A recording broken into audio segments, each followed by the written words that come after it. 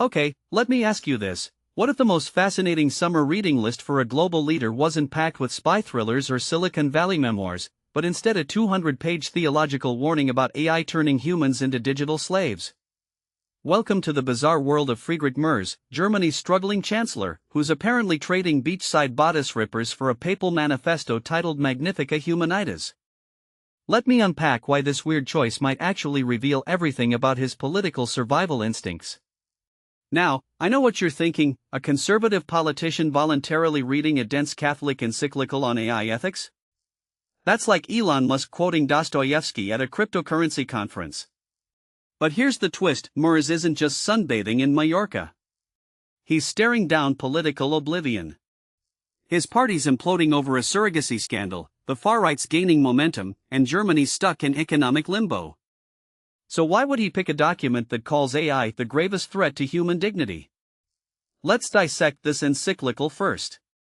Pope Leo isn't messing around, he's framing AI as a moral crisis, not just a tech issue. He's talking about algorithms reducing humans to data points, automation eroding worker agency, and corporations playing God with our personal information. And Merz, of all people, is highlighting this? The guy who's been pushing Germany to embrace AI or perish in global markets? There's serious cognitive dissonance here. But maybe that's the point. Personally, I think Merz is grasping for ideological scaffolding. Here's a man whose party just imploded over a hypocrisy scandal, Jens Spahn, their anti-surrogacy hardliner, secretly using a US surrogate while resigning over family values. It's Shakespearean drama, right? So when Merz dives into a text warning about technological tyranny, he's not just philosophizing. He's trying to square his pro-business AI agenda with the very real fears of his electorate. Because let's be honest, Germans aren't anti-progress, but they're terrified of becoming Europe's lab rat for disruptive tech.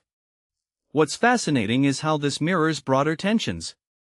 The Pope's document isn't just religious rhetoric, it's a direct challenge to the Silicon Valley mindset that move fast and break things is acceptable when we're talking about human lives. And Merz? He's caught between two worlds. He needs AI to revive Germany's stagnant economy, but he also knows his base fears becoming collateral damage in some techno-utopian revolution.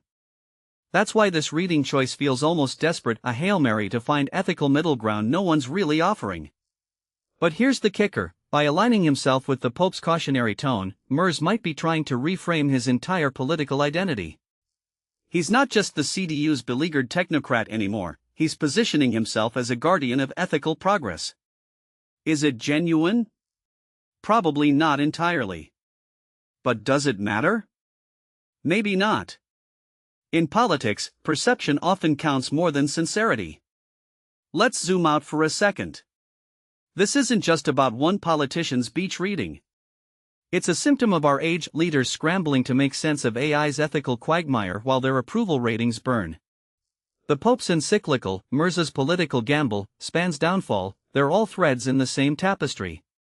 Technology isn't just changing our tools, it's forcing us to confront what it means to be human in systems designed by profit-driven algorithms. So here's my closing thought. What if the real magnificent humanity moment isn't in the encyclical itself, but in watching a struggling politician try to reconcile his nation's fears with an inevitable technological future? Merz's summer reading list might be the most honest thing he's done all year. And honestly? That's terrifying. What's your take? Is this spiritual posturing, or the start of a necessary reckoning? Let's go deep in the comments.